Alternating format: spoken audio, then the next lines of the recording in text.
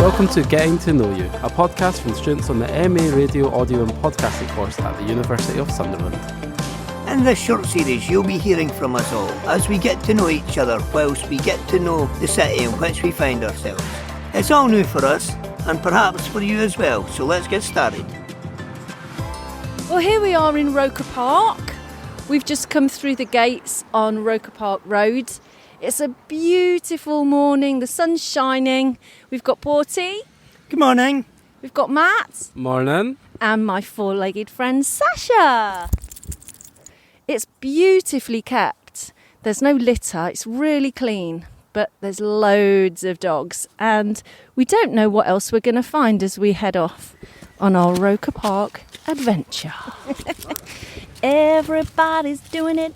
Everybody's walking the dog. Ow, ow, ow! Right in front of us is a very nice, well-kept bowling green. I wanted to point this out because I remember there was a nice bowling club in a couple places in Fife actually, King Lassie and Buckhaven. Buckhaven had their own one, wasn't that right, Poorty? Yes, that was correct. I grew up next to a bowling green, funnily enough, yeah. I grew up in a little village in Staffordshire called Barton under Needwood, and we lived right next door to Barton Bowls Club. My dad was a Crown Green bowler and my granddad was as well, so I suppose it's in my DNA. The grass is beautifully kept. I think how they get those almost lines of dark grass, light grass, dark grass. Yeah, that's the way the grass is cut. All right. So we've passed the bowling greens and we've happened upon a boating lake. It's not a huge boating lake, I think it's a model boating lake. There's a row of memorial benches here on the side, so you can sit and watch the ducks and the seagulls and the pigeons. There's a fountain in the middle. I suppose that keeps the water nice and fresh. Sasha, what do you think? She's just having a little trot around the edge. She's very interested in all the birds. Poorty, you've got some stories about boats. Tell us a little bit about that. My cousin worked on the boat, so me getting a job on the boat was kind of easy. And being out in the North Sea, like pulling trawlers in the middle of November, you can imagine what the waves is like. And when the engine stopped when we were out in North Sea, I had like the only engine knowledge to repair the motor. So when the boat was getting, I was down the hull, so as the boat was getting flung back and forward, my cousin was at the top of the ladder, he was holding his torch, as I was down at the bottom repairing the engine. I've always been into stuff like it involves like engines. I think that maybe come from like maybe just seeing my dad when I was younger having a motorbike. So obviously that started me on my journey with motorbikes. So like my first motorbike was, I had to hide it behind the shed. And then after that, that's when I decided to start a motorbike club. Okay. So the motorbike club started by the police and the community centre. And I chaired the actual committee group for this, and we pitched for lottery funding. And we were successful in getting lottery funding as well as grants from the Prince's Trust. And myself and a few others from the group went and met Prince Charles, the now King. And my words to him was, would you like to come up the Bing for a shot of the quads? So I have a little story about King Charles as well, actually. It's not my own personal story though, it's my stepdad's dad, so my step-granddad. He was in the police. He was working a late shift. I think it was like 12, 13 hours or something in the freezing cold, dead of winter. And he was stationed at the one of the stations which the Royal Train goes to. So King Charles is not quite king yet, he's a prince. And my step-granddad, he's been there for about 10 hours, he's freezing, he's not had a break. His superiors specifically told him not to speak to any royalty because they knew they were coming. Okay. And Charles, he's coming back, he's getting back on the train, but he sees my granddad, he's still been there since he got there, and he's like, how long have you been here? Sees he's shivering.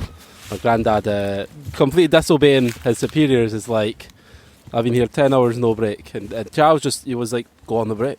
You know, he was like, go on the break.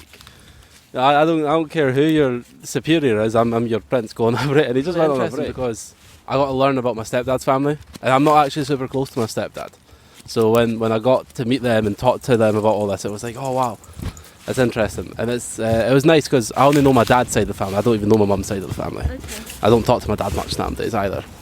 So it's nice to have, you know, another side of the family to talk to and meet, and all these new crazy stories. Yeah, totally. And these stories of our families, they kind of root us, don't they, in space and in time. They do. I mean, your family influence you as a person. It's like the nature versus nurture and all that, and it's mostly nurture. I mean, it's a mix of both, but it's mostly nurture. Is that what you think? Yeah. In my opinion. Yeah. Yeah. I was very big into my modern studies when I was younger. I've always enjoyed writing, English, modern studies, that type of stuff. Right. Oh, that's Another amazing. life, I'd be a lawyer. Have you got brothers and sisters? Older brother, older sister, and now my wee stepsister. Okay. I've just got one older sister. She's 4 years older than me. What about you, Poorty? Well, I've got a big brother, a little brother and a little sister. I also did have 2 big brothers, but one passed away. Really sorry to hear that. Well, it was like when he was younger, he had an operation because he had a heart murmur, and I think later on in life, he had an enlarged heart, and it just happened when he was out walking to the shop that he had suffered a heart attack and passed away. When was that? That was in 2014. It was about the same time as the referendum, so that year will always be close to my heart. Come on. So we've passed the boating lake, and we've just got here to the, what is it? The memorial statue erected by the scholars, teachers and friends of Sunday schools in Sunderland to commemorate the celebration of the centenary of Sunday schools and the opening of Roker Park, June 23rd, 1880. So there's a fair few footsteps have passed through since then, ours included now. Oh, and it looks like Sir H. Williamson and the Ecclesiastical Commissioners of England gave 17 acres of land for the purpose of forming this public park and pleasure ground for the free use of the people of Sunderland forever. We don't seem to see philanthropy like that so much these days, do we? I wonder if you had spare 17 acres going, if you'd just donate it to the local people of your city. Would you do that, Poorty?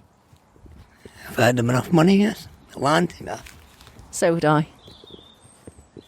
So we've gone down lots and lots of steps, and we're now at the bottom of this path, and we find ourselves in between 2 very steep cliffs.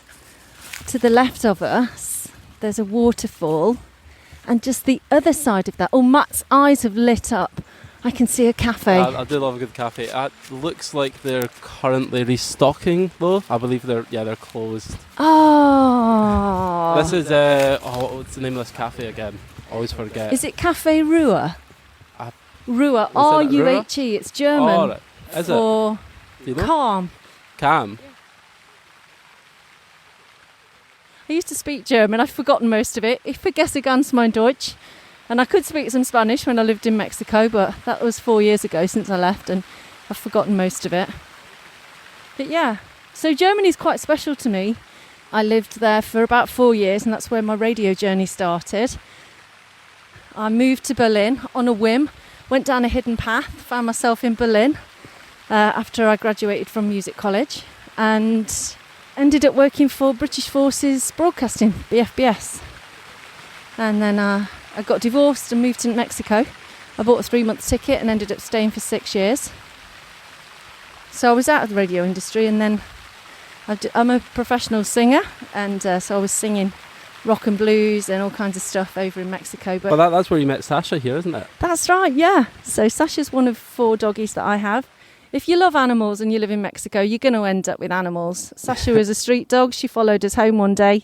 I've got 3 more at home. And the cat, of course. Dogs are a real passion of mine.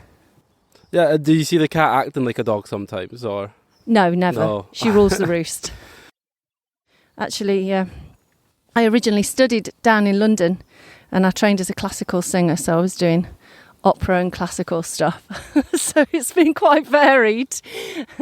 Well, that's interesting because, of course, we all here in Sunderland doing radio, but we all have such different ways that we got into it. I mean, I just kind of found myself here, just plopped in randomly. It was really spur of the moment. I wanted to do a journalism course and there was no writing or anything nearby. And they asked me, hey, do you want to do this? And I was like, yeah, sure.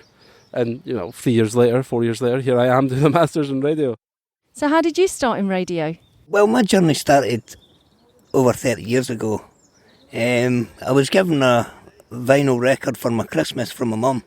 And I used to play it on their record player, but the amount of times I broke their stylus, I was quickly told not to use that again. So I had records, so I needed to find a way to get into playing my records. So a few years on from that, I still had records. I'd been gathering records, and then it came at the time where I was wanting to DJ. So my friends started collecting ring pulls for me. Tenants were doing a promotion where if you collected 3,750 ring pulls, you got 2 turntables and a mixer. So for then, that was wanted to start making music. So I done a sound production course, and to get an outlet for my music that I'd made, I just joined the radio course in Fife in Scotland, Fife College. I'd done 2 years there, and it was a direct entry into Sunderland. So coming down to Sunderland, they've got Spark Radio, which is one of the best stations in Britain. And getting my own radio show on that has proved to myself that I'm more than capable of continuing on my journey. Sasha, come on. So there's an entrance to Roker Beach. We're just about to get there. And this takes us down between 2 really high cliffs. And over the top of us is the railway bridge right now. And I can see, just peeking around the corner, we're about to get to the beach.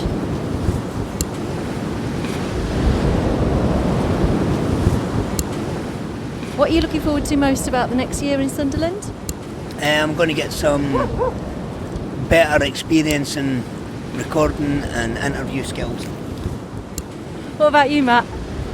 Just get me out there into radio, into the industry, and as well as develop my skills as a radio student, but also as a cook and chef. I'm working in kitchens now. I've been trying to get into hospitality for years now, and I finally got into it. So both those things is what I'm really wanting. What about you though?